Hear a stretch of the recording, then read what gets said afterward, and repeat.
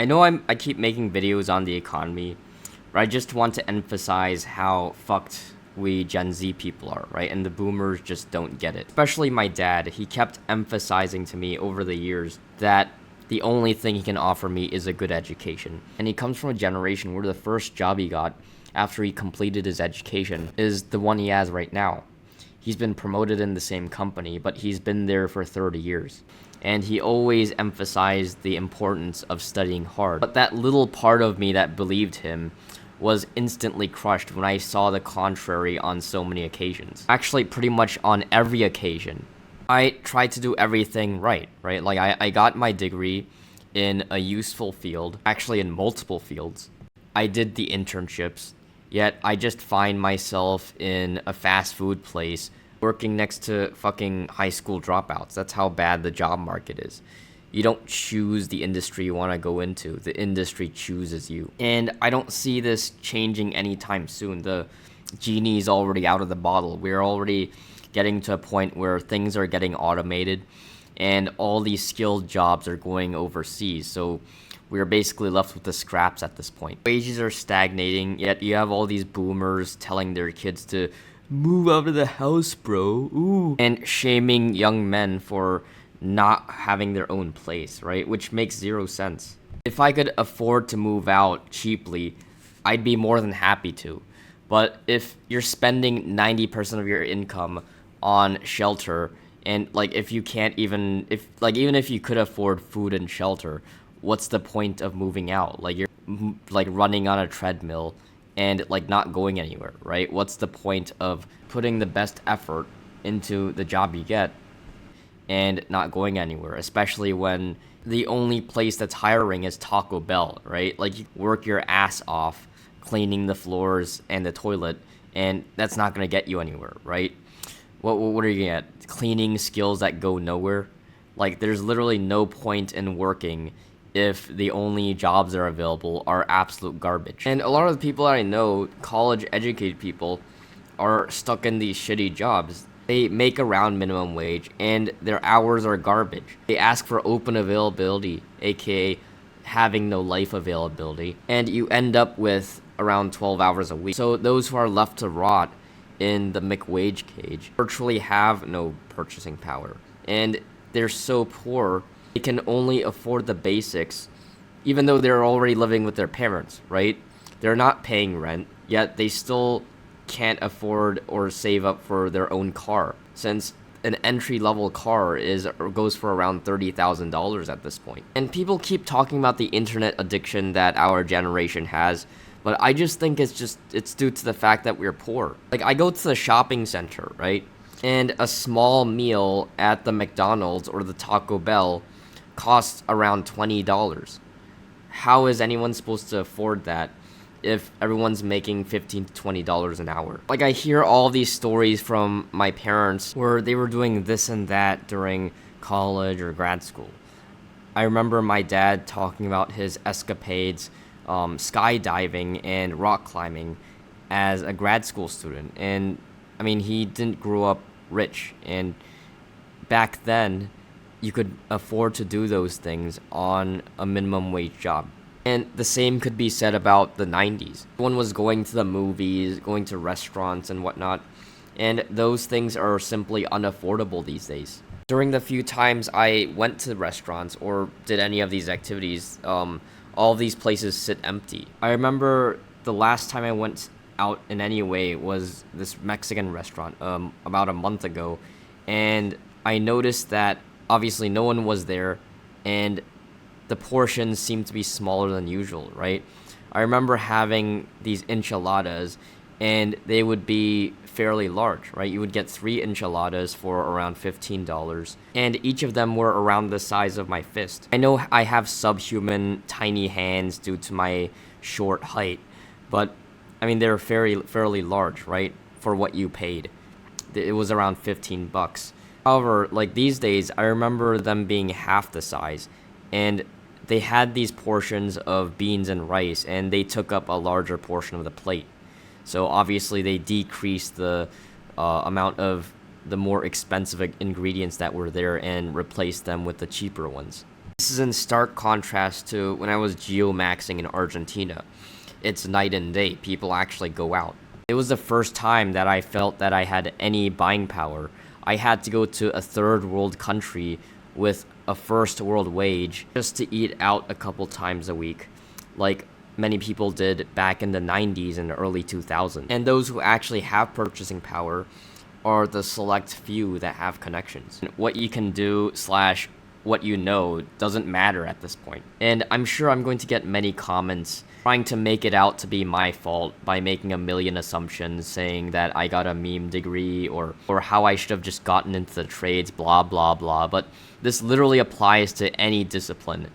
You could be getting a degree in women's studies or chemical engineering or some useful trade. It really doesn't matter. All that matters is having the minimum possible requirements for a job and the connections. And if you're on Indeed.com looking for your dream career, you already know it's over. I've applied for thousands of jobs on that site, and all you see are laundry lists of shitty jobs. And the ones that do require college degrees end up having some caveat. It's either a sales scam where you're going from door to door earning commission, or you're doing some temp work for existing full-time employees. The full-time roles just aren't there. People that have these jobs either seem to be boomers or people that got their job through some kind of connection, right? Usually their parents. And these god-awful jobs are always ready to hire. There's the local Taco Bell, there's the Jiffy Lube, there's retail, there's restaurant, and the few semi-skilled jobs that are out there are all 1099s. All the full-time living wage positions have been taken, right? They've been taken by insiders, and you're just there to fill in the gaps. Like if the company is overstaffed, you're just there to fill in that temporary role so that they would have an easier time. Crummy jobs are applied to, while jobs that lead anywhere are offered. Again, some people are left to rot, and others are put in full-time positions, usually by their parents. And I've been through the ringer. I've applied to a million of these semi-skilled jobs, and at the end of the day, you end up making less than 10K a year. Since half of your job throughout the year is just applying for new jobs, right? And you're not getting paid for that.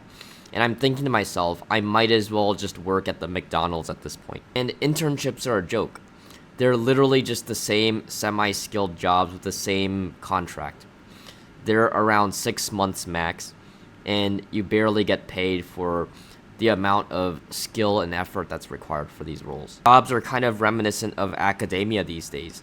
You have an army of adjunct professors who often are underpaid, right? They make minimum wage and they're living with 10 other roommates. You often need a doctorate for these roles, yet you barely get rewarded for them. I know family members who are stuck in this situation. The job market is no different. We're in a time where getting a job is like becoming an adjunct professor. They're minimum wage, and they're usually 1099 roles with little to no job security. You're probably going to be in there for half a year at the very most, and it doesn't go anywhere. Imagine having a PhD and being stuck in minimum wage. A lot of the people that I know are in similar situations. I know someone who got his undergraduate in chemical engineering, yet he's still working at a bar. Meanwhile, I know people that partied all day during their undergraduate time, yet they already have a full-time job due to their parents' connections, right?